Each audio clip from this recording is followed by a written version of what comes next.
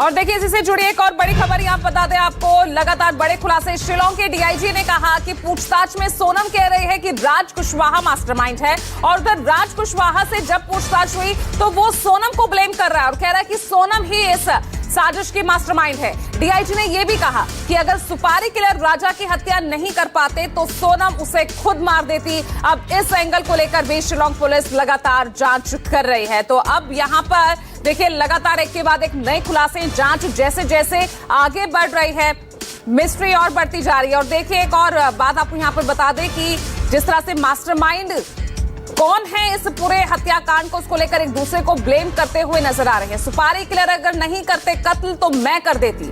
शिलांग के डीआईजी ने सीधे तौर पर अब इस एंगल से भी जांच होने की बात कही। इससे पहले, मर्डर से पहले सोनम ने गले से मंगलसूत्र उतारा। सोनम कह रही है राज मास्टरमाइंड। तो देखिए, आगे आगे जैसे जांच बढ़ रही है, जैसे जैसे सबूत जो है पुलिस के हाथ लग रहे हैं, एक नई कहानी यहां से घटती हुई नजर आ रही है। और चलिए सीधा आपको शिलांग लिए चलते हैं, जहां से लाइव लगातार मेरे सहयोगी दीपक दुबे बने हुए हैं। दीपक, अब यहां पर अलग अलग एंगल यहां पर दिख रहे हैं। पहले तो मास्टरमाइंड कौन इस हत्याकांड का है, इसको लेकर अब राज और सोनम एक दूसरे पर ब्लेम कर रहे हैं। उधर सबूतों की छानबीन लगातार चल रही है। अब एक और फैक्ट सामने आया कि भाई हत्या से पहले बकायदा गले से मंगलसूत्र उतारकर सोनम गई।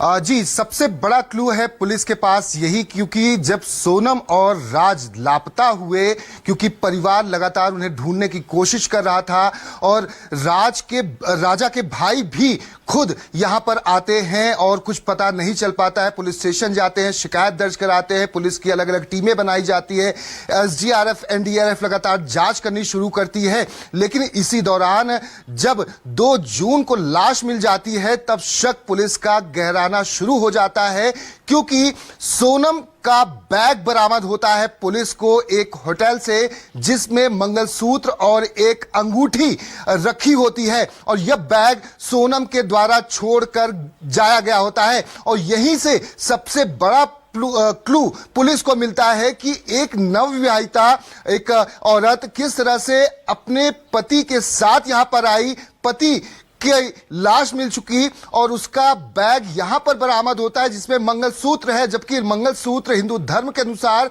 कोई भी लड़की शादीशुदा खास तौर पे हो तो वो अपने गले से नहीं उतारती है, और यहीं से शक की सुई जाकर टिक जाती है सोनम पर। और सोनम पर फिर जब ये शक की सुई टिकती है, उसके बाद लगातार गहन जांच की जाती है, जिसके बाद पुलिस को एक के बाद एक क्लू मिलना शुरू होते हैं। सीसीटीवी फुटेज को खंगाला जाता है। शिप्रा होटल जो होम स्टे है, वहां पर पूछताछ के लिए पुलिस कई बार जाती है। सीसीटीवी फुटेज वहां कई बरामद होते हैं जिसमें राजा और सोनम एक साथ दिखाई पड़ते हैं। और ऐसे में जब पहला क्लू वो मंगलसूत्र और अंगूठी मिला, यहीं से पुलिस ने फिर इंदौर पुलिस से संपर्क करना शुरू कर दिया, और इसी के आधार पर एक के बाद एक जो टावर लोकेशन है, फोन नंबर है, उन्हें भी खंगालना शुरू किया, जहां पर पुलिस को यह भी पता चला कि जहां पर इस लाश राजा की मिली, वहां पर मध्य प्रदेश के कई नंबर एक्टिवेट थे। खासतौर पर सोनम का